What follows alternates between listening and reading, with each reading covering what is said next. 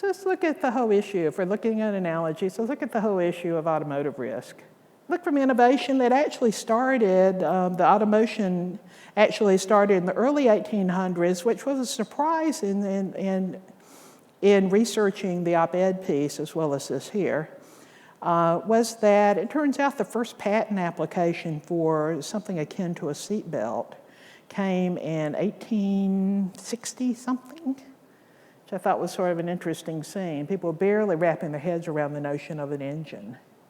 And they were already thinking in terms of, well, if you had this belt, you know, this might be useful in keeping you out of trouble. You really didn't see anything explosive in terms of adaptation of the technology. You had plenty of patents filing, a lot of intellectual property that came out from the 50s on, or from the 1850s on. But really it was 1930 before you saw any really significant uptake. And with that, you saw the placement of the first traffic light. You didn't have the laws that made it against the law to run it, but hey, folks figured that the stakes were high enough they were willing to obey it. In the 50s, you had your first offering of seat belts. And in 51, you also had the invention of the first model of airbags. So this stuff's been here a while.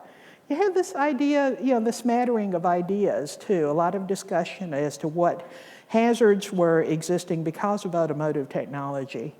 But also, it's kind of a slipshod approach, nothing unified at the same period of time. Then came the 50s and the 60s. And in that, you've got three major influencers.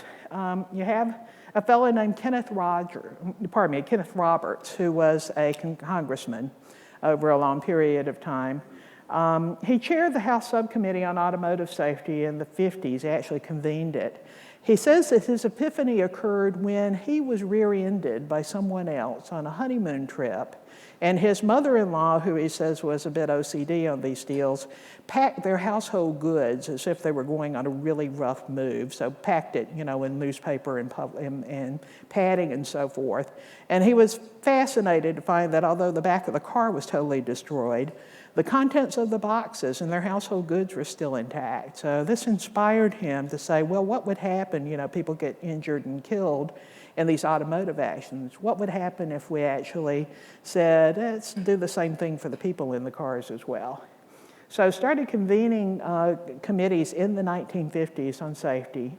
It took 10 years before they actually spawned the 65 bill that required safety equipment in all automobiles, and as you'll find as a pattern in legislative remedies, is applied to the US government.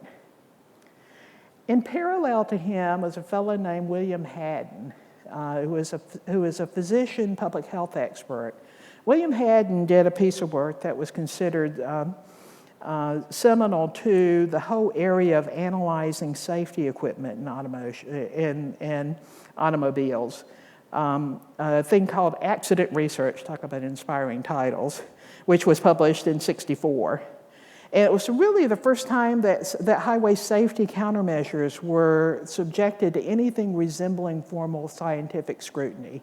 Everything up until then, as I alluded to before, was sort of slipshod. What folks finally think about when they think about automotive safety movements is Ralph Nader. And Ralph actually came on the heels of these other two gentlemen.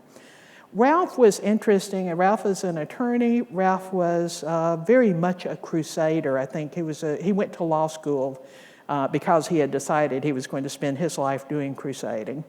And although we think of him first, it's because he wrote a book called Unsafe at Any Speed, in which he made a lot of accusations of the automotive industry, and saying effectively the automotive industry did not give a you-know-what about anything resembling automotive safety.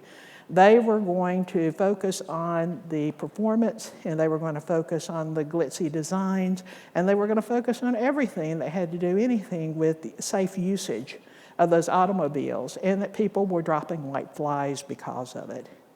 There are a lot of horrendous deals.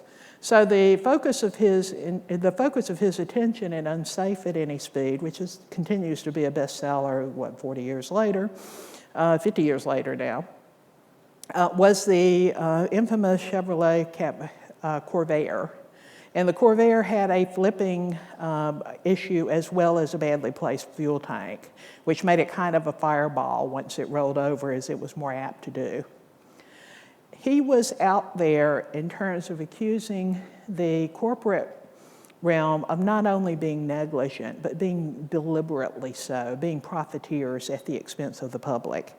And this sort of dovetailed with the efforts that Roberts had in the legislative realm, and it led to the passage of one of the major, the first major really big pieces of highway safety legislation. It also created a thing called the National Highway Traffic Safety, first administration, now agency, which is a standalone component of the government that does effectively that extends this whole scene to allow government to take a coherent look and do coherent tracking over time of safety statistics. What's worth noting is that before these guys actually did their thing, automotive safety was considered strictly an educational issue. If it was going to be addressed as far as the government was concerned, any safety issue in automotive, no matter how bad the design of the automobile, it was considered to be a driver error or a passenger error, and it was going to be considered from a legal liability point of view, the problem of the driver, never an issue of the manufacturer. Nader and his crusade, as well as some of the other legislation that came through here, kind of blew the doors off that.